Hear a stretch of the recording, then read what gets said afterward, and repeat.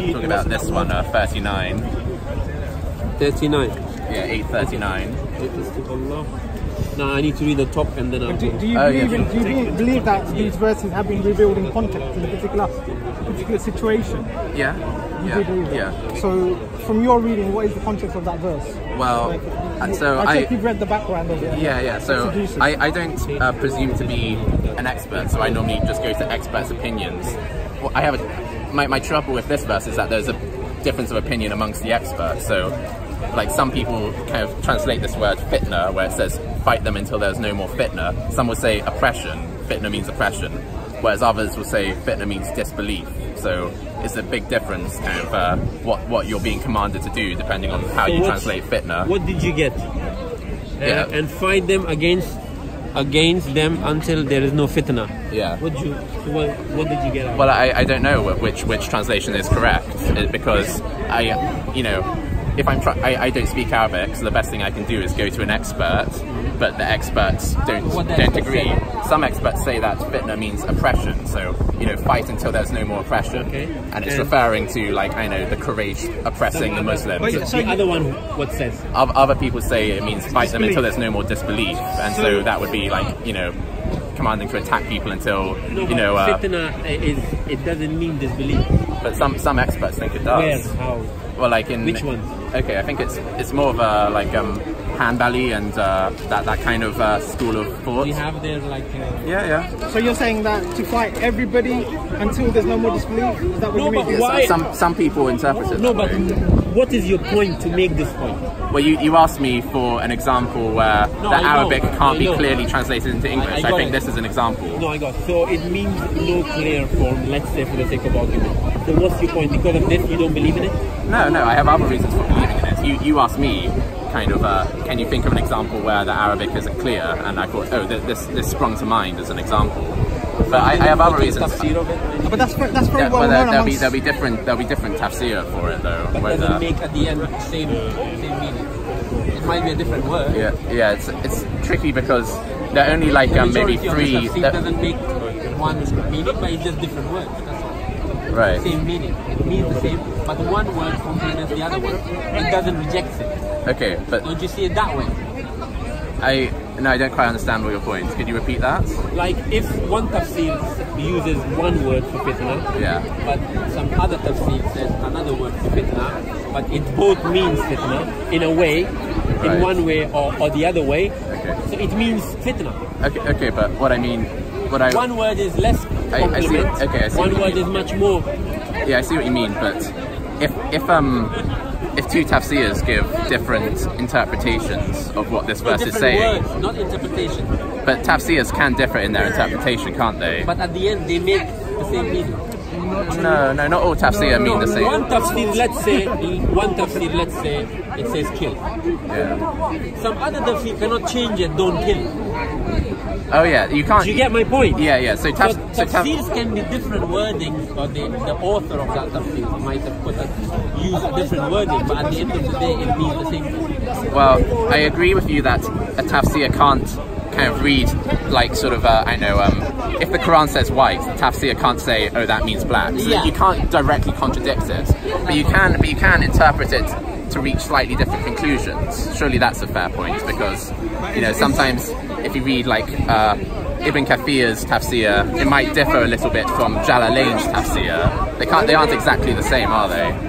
Is that a problem in and of itself? Is that a problem? No, well, it disagrees with his point though. It's not. Oh, okay. I wasn't here for the first point. So I know I was explaining to someone, how I investigate Islam, and then he asked me some questions. But I wasn't the reason we started this conversation wasn't for me to say, oh, the meaning isn't clear, therefore Islam is false. I have different reasons for thinking that Islam is false. So what are your reasons for thinking Islam is false? Okay, I think. Sorry, by the way, let me just preface this by I have seen videos of you with Muhammad Hijab and others. Okay.